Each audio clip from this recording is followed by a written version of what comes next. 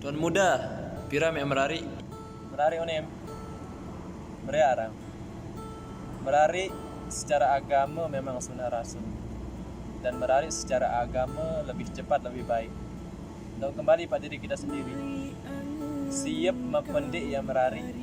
Siap mempendik yang jalan di rumah tangga. Merari itu tidak perlu 4 jelo mongkah. Jadi butuh waktu, butuh kekuatan, butuh tenaga, dan butuh mental yang kuat. Jadi pihak merari jadi ajang perlombaan. Ya mengat batur merari, milu merari. Boleh maya mengat batur besiang, yang milu besiang. Tidak betul. Jadi pikir-pikir juga sama merari. Ada yang dia lama sebulan.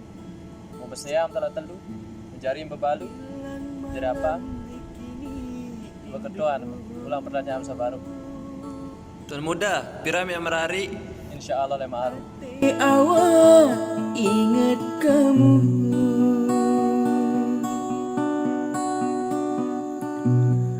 mangan nginem dek nemai, si aik mata bergeritik doa.